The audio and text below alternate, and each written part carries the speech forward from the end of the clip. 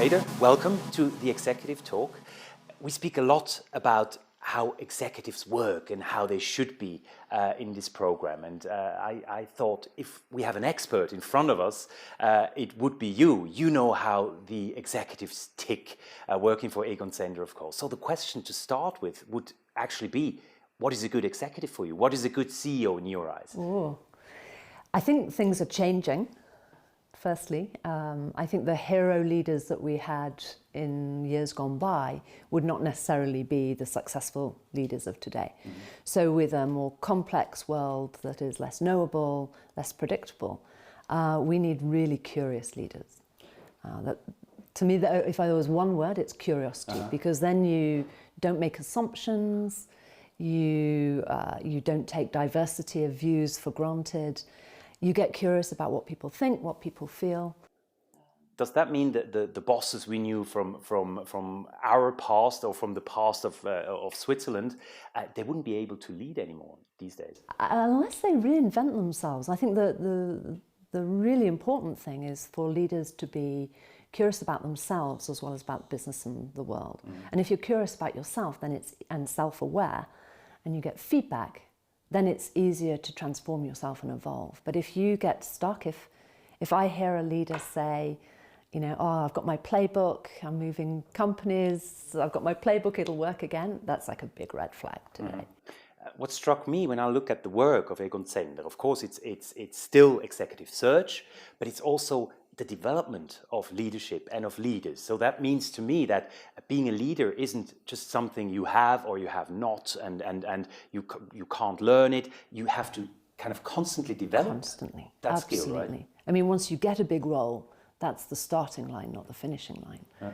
So it's really how do you understand what the need is from your organization and in society. If you don't know as a leader what your license to operate is from society, then you've got tunnel vision. So it's understanding the context, what society expects, what the organization needs, and having to adapt yourself and evolve. Do people take that on board easily? Because as we know, CEOs, chairmen, executives, they tend to think in their own way. And if you come and tell them, why don't you change? That can be a challenge, I can imagine. Yes. So we do a lot of development work with senior leaders and CEOs. We run programs. And the one word which strikes fear into most hearts is vulnerability. Mm-hmm. Because they're not used to it. They don't want to show it, right? No, in the more predictable world, you could know the answers. You could have best practices. Not today. Best practices are a pipe dream. So really today it's about staying curious, getting feedback, knowing that you don't know all the answers. You need to be humble because you can't know all the answers. So it's not just humility as a nice trait, it's because you cannot possibly know. You need to be less hierarchical and more inclusive because great ideas can come from anywhere. So these are now basics, these are prerequisites, and that you have to reinvent yourself. Reinvent yourself and being able and willing to learn as well, that is probably very important in that field. You being in the same role, you being the chairwoman of Egon Zehnder, did you have to learn that as well, or did it come naturally? No, absolutely. It's a big shift for me. Having started our development programs, I'd had the luxury of accompanying lots of leaders on their journey. And that was hugely valuable to me because I learned along the way in helping them. But in becoming the chairwoman, I had to make a big identity shift. My days completely changed.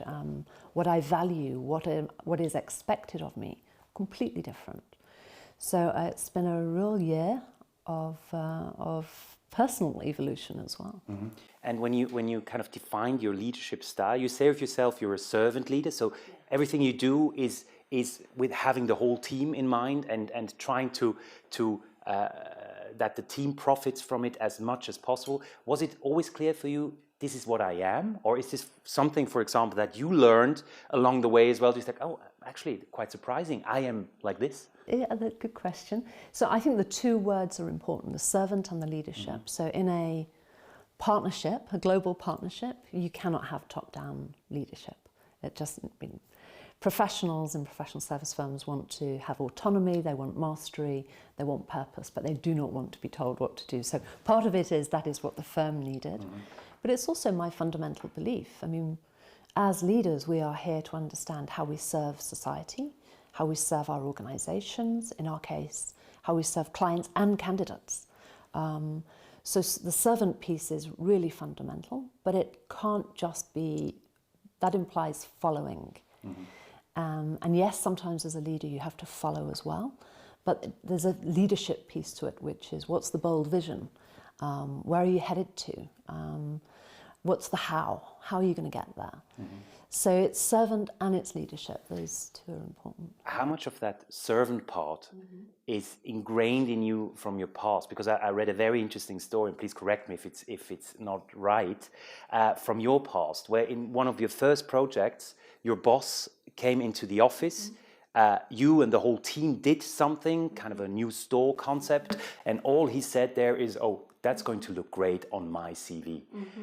That kind of feeling that it's not for us, but it's just for him. Exactly. How much did that bother you then, and how much does it bother you now when you see people like that? I can even feel the heckles going up on my back now. That was more than 20 years ago. It was just one of those pivotal moments when you say, this is bigger than all of us. And this is not about your CV or your career. This is about a whole team who have moved mountains and the impact that they can have in their communities. And to think that it all boils down to your CV. So that was the moment I just fell out of love with the organisation and had to move. And this was calling, so it's been very natural for me. May I ask maybe a cliche question, but all the characteristics, the traits and the skills that you talked about so far, they're often contributed to female skills as well, the soft skills. Do you think that is needed more and more, also when we talk about the future challenges and the problems that a lot of leaders are facing? Definitely. I mean, the sociologists will tell you there are qualities and traits that are more masculine or feminine. The masculine ones tend to be logical, linear, analytical, driven, competitive. Us women have them too. But they are sort of masculine power. The feminine power is more intuition, compassion, creativity, etc. Men have those too. But if you look at our education systems, our workplace, they sort of conform. This is what is expected of you if you're a masculine leader. So a lot of the CEOs who come on our development programs, they have not embraced the feminine traits that they have, which are really important, those capacities. And likewise, the women feel they have to conform to the masculine because boards and companies still use frameworks of old power, old motivation, which have more masculine power in them. So they conform, and then we don't have any diversity if the women conform. So but the transformational capacities today are coming from the feminine power, and men have that too. So it's not a gender thing. It's about what do all of us have inside us? How do we expand our capacity? What is the container that is you, and how do you use more of that? So it's not gender specific, but you're quite right. It is more feminine transformation. But speaking of that topic, I know it's very, very close to you as well. You spoke a lot about it as well, and you did something about diversity and gender equality in London, for example, where you were the head of the Egon Zehnder office. I think in the end there were more women consultants than men. There were more than earlier, more female partners. However, if I look at the whole structure of Egon Zehnder, it's still the case that, how much is it, 24% of the partners only are women. Yes. That can't be satisfying. It's not satisfying. But you have to look back at so for me, obviously we want to get to equality. But you have to look at societies around the world. And even if I'm brutal, Switzerland is lagging some countries, and if I just think of the enormous potential you have in so many women here who are still wrestling to get to the top, that is a lot of unlocked potential in society. I was in one of the Latin American countries last week, And I spent the morning with a room of talented women. In the afternoon, I met a group of women in a financial services organisation where they were really depressed at how they were treated. And in the evening, I was with a group of chairmen who didn't really care if they had women on their boards or not. So even that one single day was like a travel through the generations. So there's a lot of societal things that get in the way. In Germany, children still go home from school for lunch. That puts restrictions. Here as well, to be fair, a lot of times, yeah. So I think, yes, equality, but I can't, we as an organisation can't wave a magic wand, but we need to be practising what we preach, and we need to be pushing the limits and expanding the sort of mindsets of our clients. And for me, the biggest mindset shift is curiosity. Because if you get more curious, if you ignite your curiosity, you are more interested in disparate views. Since you talked about the generation and maybe the next generation, how confident are you that in the next generation these topics won't be a topic anymore? For example, I take an example of your life. You wrote a very moving letter to your daughter Natalie, right? When it was part of a program that Egon Zehnder is heavily involved in as well. And you wrote in there, look, when I was your age, when I came out of university, I didn't really have big dreams, or nobody really told me what I could do, but you can do so many things now, and equality should be your North Star, and everything should be possible for you. So when you look at the life that your daughter has in front of her, do you feel confident that we won't be discussing the same issues anymore in 30, 40 years? I hope that it will be far easier. Actually, she's probably moving to Switzerland to go to do a master's here, so Switzerland is her destination. But I think it will get easier. Can I say it will be equality? If you look at all the great studies on gender equality, we made progress and now it's slowed down. And people are saying it's going to take more than 30 years to get there. But it's not as much about just the women, it's the men. If you're the generation, the men of their generation really care. If they see women being disrespected, not having the same opportunities, they too get angry. So I think it takes both the men and women in society to move the dial. And of course, it's also more complicated than just gender. So there's a lot in terms of not having to identify with a specific gender as well that's really important. Let's talk a little bit about Egon Zehnder and its structure, because it is quite unusual. It's a partnership. It's a very traditional company in a way. It's more than 50 years old, and it had a structure which a lot of people would call too old-fashioned, in a way that the CEO always became the chairman of the company. You fought against that. So last year there was a kind of a minor revolution within the company that you challenged the CEO and you became chairwoman. In a way, you were standing against your boss. How much courage did that take, personally? It took a lot of encouragement and courage. Encouragement and courage, okay. Yes. Yeah. I think from the outside it sounds more dramatic than on the inside. Internally, it felt very uncomfortable for everybody because we hadn't been through it before. And the partners have to elect the chairman, right? Yes. And the tradition was the CEO became chair. But if we practice what we preach and we think of how we talk to our clients, it's not necessarily that the CEO has the best qualities. In this case, may well have done. But there's something about, in a partnership, partners need to feel they have choices. And it's not healthy to have one choice and put up your hand and vote. So it was that, and it was also, I think, today it's very easy to get blurred lines between governance and leadership. And it's hard to tell what's working and what's not working. So we clarified our governance, so we've permanently split those two roles. And we've made sure that in future, every time we've got a chairman succession, it is an election with multiple people standing for that election. So that changed in a way with you. Other things haven't really changed, and again, please correct me if I'm wrong, but it's still the case that, for example, if you hire someone, it can't be someone from another firm that is in the same field as you. People hardly ever leave, so once they're here, they stay at Egon Zehnder. I don't think you hire people from companies you dealt with, so clients, for example. Are these let's say traditions, are they still up to date, or do you think we have to change, sooner or later we have to change one or two of them? I think that it is about finding those golden threads that go from tradition and heritage to transformation.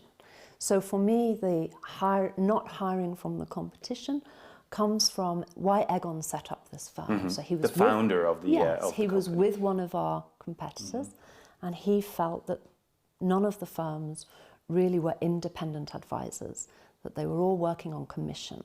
And how can you give independent advice on candidates if you're working on commission? So that was the foundation of why he set the firm up. And that still holds today.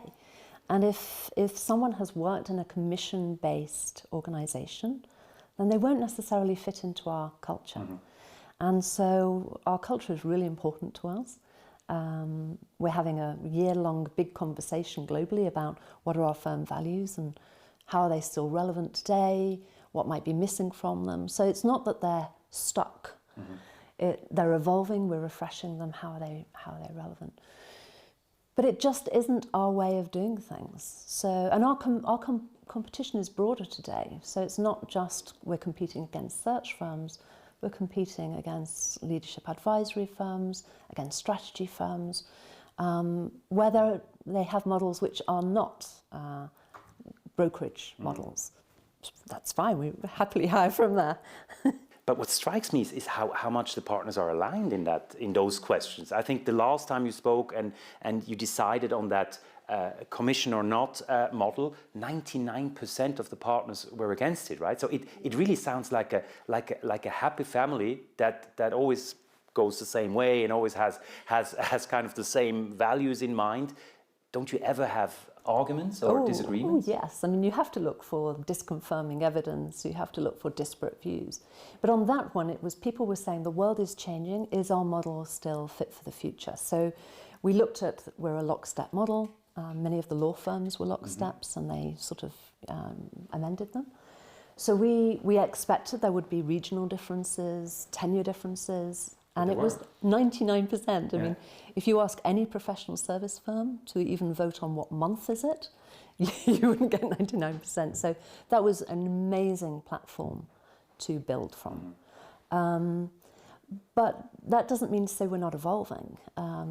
So if I think back 7 years ago, we did have a little bit of a myth in the firm that everybody was happy, mm-hmm. healthy, married, 2.2 children, and we'd stay here till we were 62. Mm-hmm.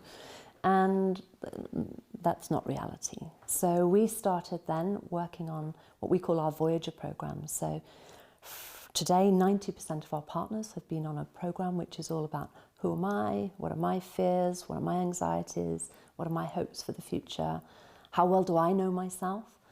And this is about having real conversations. Mm-hmm. So the depth of the conversations we can have with each other now are fantastic.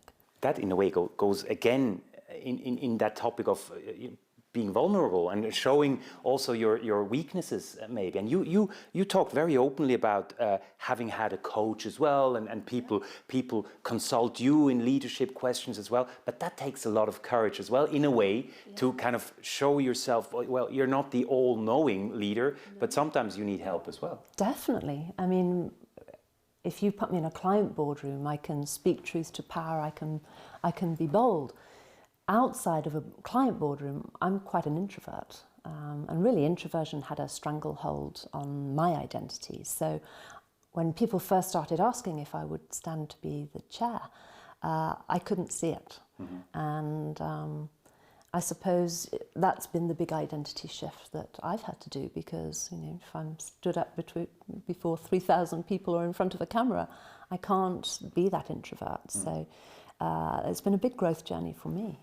Funny enough, you talked about this once, and you said, when I started at Egon Zehnder, that was more than 20 years ago as well, I could imagine a lot of things, but never ever being the chairwoman of this company. Does that mean your journey throughout the company kind of taught you things that you wouldn't even dared dreaming, that if you compare your 20-year-old self to what you are now, would that young girl be very surprised? Oh, very. I mean, I came from pretty humble origins in the north of England, and so to join this firm was amazing in the first place. And very quickly I was given responsibilities and projects that were sort of on the transformational nature. And so, I mean, this firm has been amazing at growing me and all of us. If you believe in adult development and that anybody, despite their age, can grow, that just opens up so many possibilities. Yes, I'd been on the executive committee for 5 years, the board for 5 years, but even then I was struggling to see could I be the chairwoman. So things have changed. When we talk about responsibility, what do you think is the biggest responsibility of a leader within the company, or also a kind of a social responsibility? Do you think we should take them more, in account, or make them more accountable of what's going on around us as well? Absolutely. I mean, no leader can operate in a vacuum of just their organisation. I think we've got this big debate going on around the world on responsible capitalism. So triple bottom line, it's not just profits, it's people and it's the planet. Not just the shareholder value as well, what we see. Exactly. And you've got the degradation of the planet going on, you've got degradation and fragmentation of societies. Leaders cannot ignore those trends. And so leaders have to have a sense of what is their role in society. For us, we think the world needs more great leadership. Great can mean different things to different people. But if you've got responsible capitalism, you need responsible leadership to mirror it. And that's why we believe that we've been on our own transformation journey, so we can help our clients transform in the same way. So we do a lot of work with boards, CEOs and leadership teams on what is your purpose? What is your license to operate from society? How do you have to change the culture? Because you have to be vulnerable, you have to recognise you don't know the answers. Good ideas can come from anywhere. So that's really transform self to transform organisation in the context of what's going on in society. And if you don't, if organisations aren't doing that, then the new generations, well, the new generations won't be attracted, and they certainly won't stay. They don't want hierarchy, they want inclusion, they want lots of information, they want purpose, and values are important to them. And I think that's a good, healthy dynamic for most organisations, but if you turn your back on it, then it's a problem. So final question, where are those organizations and those leaders on that path? I mean, those are kind of the ideal ways and the ideal point they should be at. When you look at your clients, when you look at maybe also in Switzerland, where are they? Do they have to, I mean, did they take it on board, or is the road still long? No, I think they're definitely taking it on board. We run executive breakthrough programs for CEOs and a program called Discovery for the level underneath that for successors. Our Swiss colleagues are bringing lots of clients to those programs. So they're very relevant. The Swiss are definitely on the journey too. I mean, I think it's something like, if you take your boards, 66% of your boards are international. So, and many of you as Swiss nationals have lived abroad, you're multilinguist. I mean, there are many things which mean you have a broad outlook on the world. And yet there's the paradox of you're very attached to your cantons and your villages. So there's a paradox there, but I think the trends are happening here too. And the brave leaders today are the leaders who are willing to go, okay, I've been successful this far, but I can't transform my organisation unless I transform myself. And therefore they're brave enough to look inward and think how they're getting in their own way and the impact they're having on other people. That's the brave leader today, rather than the hero leader who knew all the answers.